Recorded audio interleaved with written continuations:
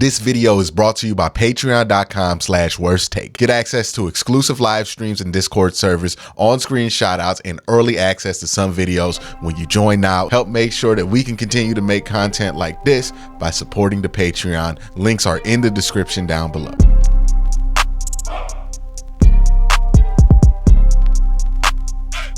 The Cleveland Browns play a playoff game in just a few hours. Like, this video is being uploaded game day at noon. And I wanted to upload this video game day right before it, when everybody's energy is up, for a specific reason.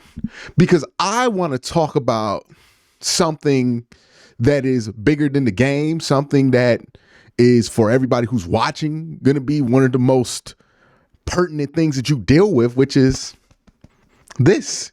Yourself, right? How are you gonna handle this game? How are we feeling about this game? Because I don't know about anybody else, but for me, I have been so calm about the Browns playing a playoff game this week. When I know for a fact that this is something that I've been looking forward to, when I know for a fact this is something that I care about, when I know for a fact that this is something that I put a disproportionate amount of emotional energy into, it is shocking to me that so far this week, it's been relatively normal. That makes me uncomfortable. The reason that makes me uncomfortable is that makes me feel like there's a calm before the storm. And I'm not talking about the result of this game. The result of this game can be whatever it is. I'm not making a superstitious point here. I'm making more of a point about how I'm going to handle myself during this game, especially since I'm going to be live during it.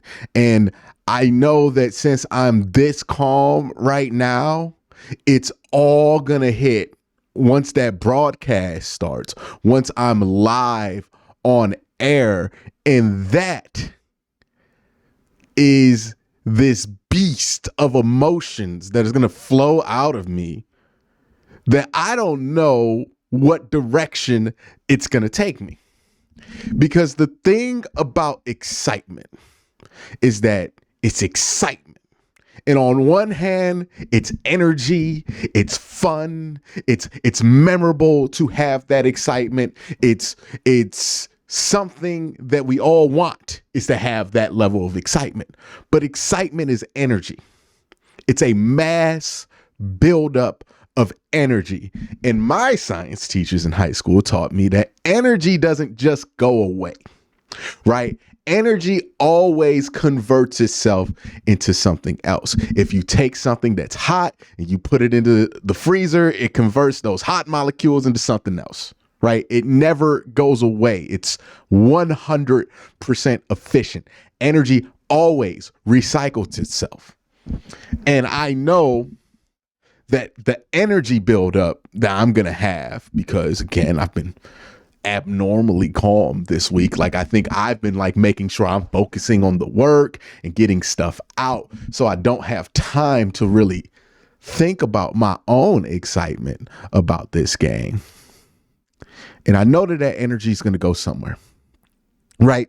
That energy can be all positive. The Browns can run out here, win by 38, and it's all positive, and it's all good vibes, and it's everything good. And that's the scenario we all want, by the way, right? We want to just have these good vibes, roll these good vibes into the game, have the good vibes the whole game. But come on, man, we know this is the playoffs. Like, this is not opening week of college football. We're not playing Vanderbilt Southwest State like we're playing the Houston Texans and CJ Stroud. Is probably going to be a nerve-wracking affair.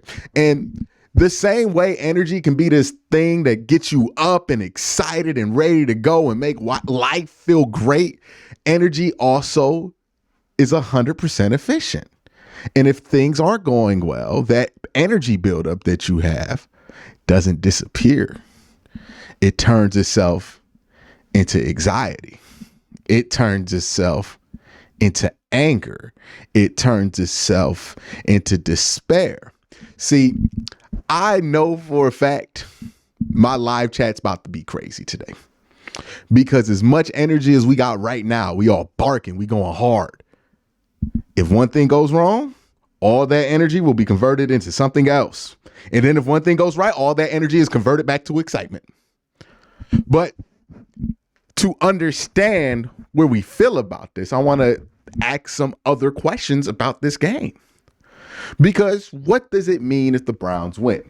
On the surface, it means that the Browns get to move on to the divisional round and are one step closer to their ultimate goal of winning a Super Bowl. Now, there are things that are a little bit below the surface that we kind of talked about, right? What does this mean for Joe Flacco? What does Joe Flacco's success under Kevin Stefanski's offense? What does that mean for Deshaun Watson? What does this mean for everybody else on the roster? What does this mean for Kevin Stefanski to get to the second round of playoffs for the second time in his Cleveland Browns career, which hasn't been done since Marty Schottenheimer? What does this mean for the city of Cleveland? Does this mean that this is a team that, regardless of who's at quarterback, can reach these goals? Is it ironic that the Cleveland Browns have returned with a team that can go quarterbackless? We spent 20 years looking for the quarterback that would dig us out of NFL poverty. And the irony might be that what ultimately dug us out of NFL poverty was just having a really good roster and a really good head coach and a really good GM. And those things were able to prop up other things. It's hilarious how things work. For about 20 years, a lot of people my age had this storybook finish for the Cleveland Browns that some quarterback was going to get drafted by this team in the top 5 and save this team. A lot of us thought that would be Baker Mayfield. That's why we still hold on to those dreams of Baker Mayfield, right? But that didn't happen. That guy came and then he went. And then you brought in Deshaun Watson. And first 6 games were what they were. Comes back, has 2 good games, gets hurt, comes back, has a game that has us all talking about the Browns being Super Bowl contenders after that with him. Then he gets hurt for the whole season. And then we're back to square one at quarterback. We're back to popping up DTR. And then you bring in Joe Flacco, and then all of a sudden your hopes are back up. If the Browns win today, is that the extension of some bonus that we've been going through, right? Is this all bonus? Or is this the Browns living up to their expectations? Is a win today to be expected or to be appreciated exclusively? Now, it's a mix of both as always, but these are questions we got to ask ourselves. How mad can we be if the Browns don't win this game? How excited can we realistically be if the Browns win this game? Do we really think the Browns could be a Super Bowl contender? This is one of those odd few years as a football fan that not many people get to experience. Now, if you're an Ohio State fan, you've been through this before, but this is very similar to the 2014 Ohio State Buckeyes. Now, for the few of you who aren't Ohio State Buckeye fans in the audience, and I know that a lot of you are because you guys get very mad at me because I'm not an Ohio State fan at times, but come back with me to 2014, and that's when Ohio State Buckeye fans were in the perfect position, because what happened to the 2014 Buckeyes was that they were a really good team. They had a bad loss to Virginia Tech early in the year. Everybody kind of counted them out. Like, think of the 2014 Buckeyes pretty similar to how people felt about Alabama this year. Like, people kind of just counted them out. They were a talented team. We knew they had guys that were going to go to the NFL, but a lot of people counted them out. And then they finally start to win a bunch of games back to back. People start taking them more serious. And then, bam. Who was the first quarterback to go? Was it JT Barrett? I believe it was JT Barrett goes down. Bam. JT Barrett goes down. And then Braxton goes down. And then basically you end up with Cardale Jones. Now, to me, that was the funnest thing about that Buckeye season, because I'm from the city of Cleveland, like many of you. I grew up on the east side of the city. I am very aware of the exploits of Ted Ginn Sr. and Ginn Academy in Glenville football. And I knew about Cardale Jones when Cardale Jones was in high school.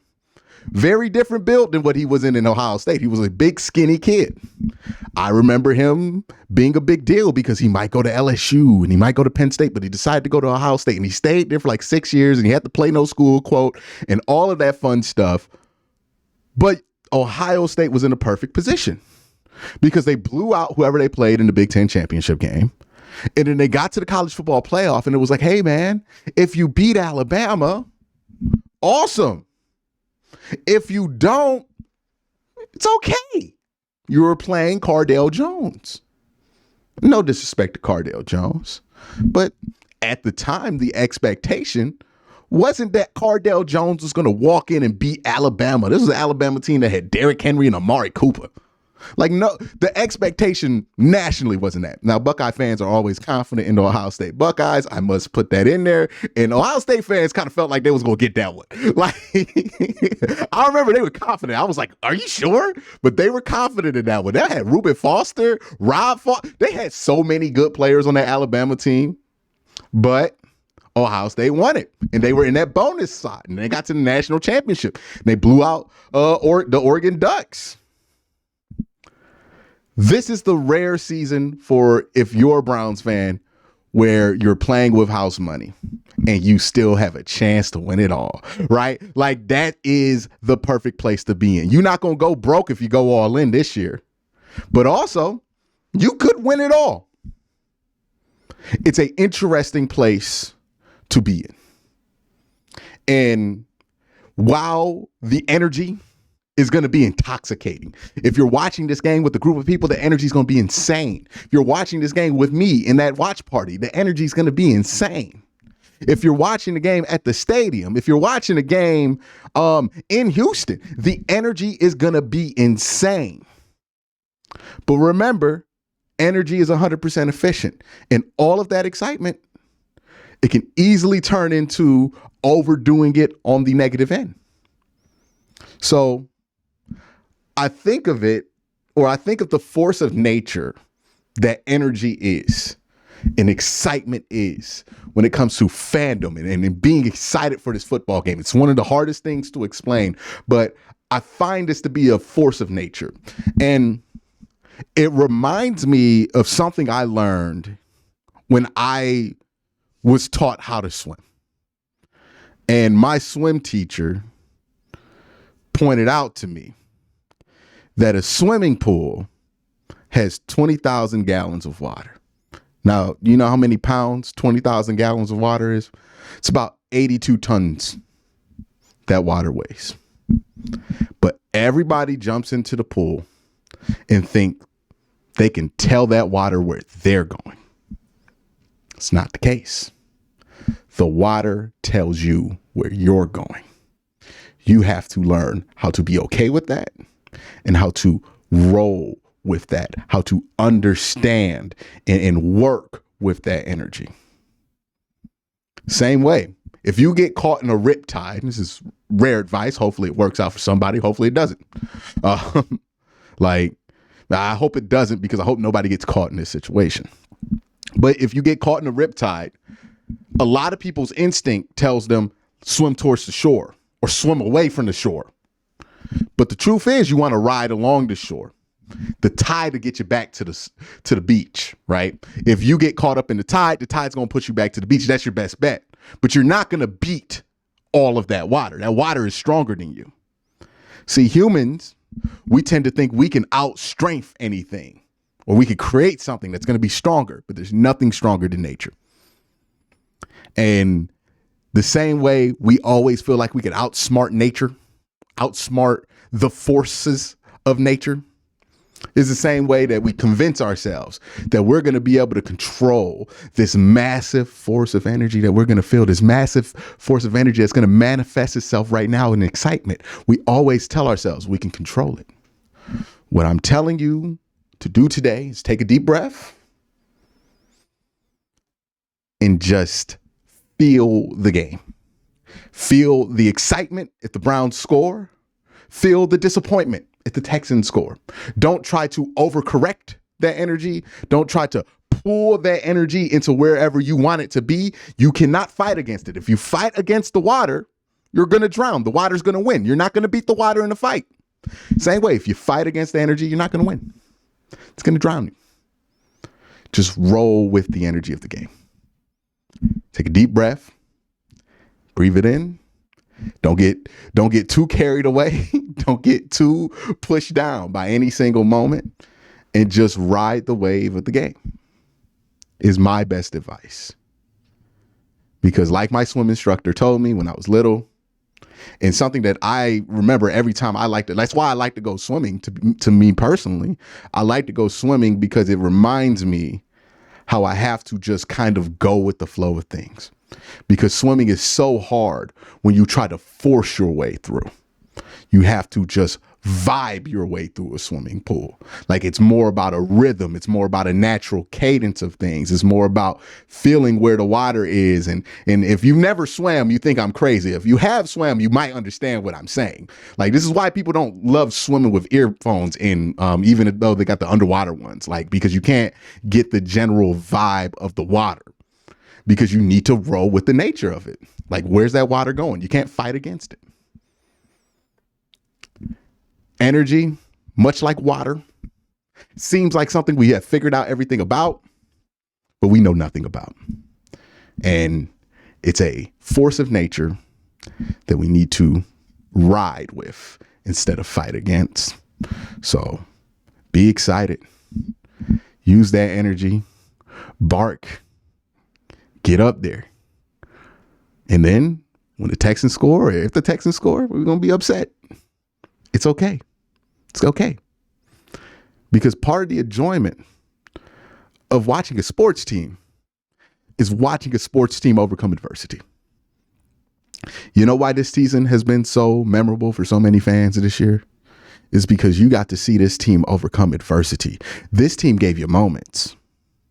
We're going to remember beating San Francisco. We're going to remember coming back from 14-0 on Baltimore. We're going to remember a lot of the stuff that happened this season. Because a lot of this stuff was this team overcoming adversity, was this team making us feel like the chances to win was done, and they brought it right back. There's a reason we talk about the Cardiac Kid still. There's a reason we talk about the 1980 Browns. It's because they had to overcome adversity. Every great champion, in any sense of the word, whether it's a fighting champion, whether it's a champion in the sense of a victor, like every great champion has had to overcome adversity. Every great story has a hill to climb. Rocky wouldn't be fun if it was just like, hey, here's this dude, Rocky. He's 6'6", 300 pounds and runs a 4.2, and he just, bam, knocks out Apollo Creed in 5 minutes, and then bam, that's the movie. That wouldn't be a fun movie. Rocky is fun because you see this clearly 5'9" Italian dude who's undersized try to fight Apollo Creed, who's the heavyweight champion of the world. He don't even win. But you know what? He makes it further than people thought. And then you like Rocky 2 because he gets further than people thought in that one, right? Like, it's the general build of things. It's not just about winning. It's about how you win. It's about the journey. Now, I'm not saying I want the Browns to be in a close game because it's more entertaining. I would much rather the Browns just beat them out, blow them out like 30-something. But I am saying that if it does become a good game, don't resent it for being a good game. Appreciate it. Well, these are my pre-game day ramblings. I hope that these were of some use to y'all. I appreciate every single one of y'all who have watched these videos so far this season.